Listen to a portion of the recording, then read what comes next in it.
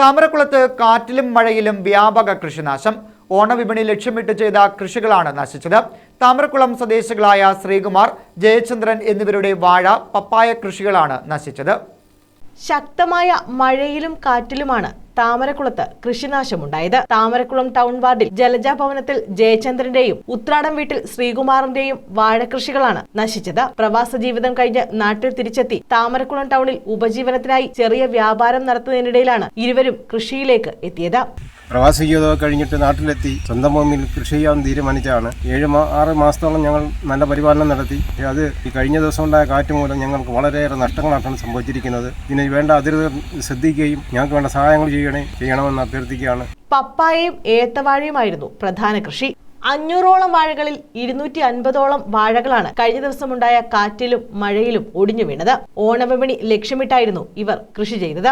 മിക്കതും കുലച്ച വാഴകളായിരുന്നു. ശ്രീകുമാറിന്റെ കൃഷിയിടത്തിൽ 200ഓളം വാഴകളാണ് ഒടിഞ്ഞു വീണത്. നമ്മുടെ വേനലിൽ നമ്മൾ ശക്തമായ ഉണക്ക് വന്നിട്ടും അതിനെല്ലാം പ്രതിരോധിച്ചുകൊണ്ട് നല്ല രീതിയിൽ ജലസേചനം ചെയ്തും വളം ചെയ്തും ആ രീതി നല്ല രീതിയിൽ വളർത്തിക്കൊണ്ടുവന്ന വാഴയാണ്. ഇന്നലെ ഉണ്ടായ കാറ്റിലും മഴയിലും ശക്തമായ കാറ്റായിരുന്നു. ഒരു 500 വാഴയിലൊരു 300 ചിലവാനം വാഴകൾ നിലംപരിശായിരിക്കുകയാണ്. നല്ലൊരു വരുമാനം ഉണ്ടാകുന്ന വാഴയായിരുന്നു അത്. പക്ഷേ നമുക്ക് ഭയങ്കര നഷ്ടമാണ് ഉണ്ടായത്. ഗവൺമെന്റ് ഭാഗത്തുനിന്ന് നമുക്ക് എന്തെങ്കിലും കിട്ടുകയാണെങ്കിൽ വലിയ ഉപകാരമായിരുന്നു.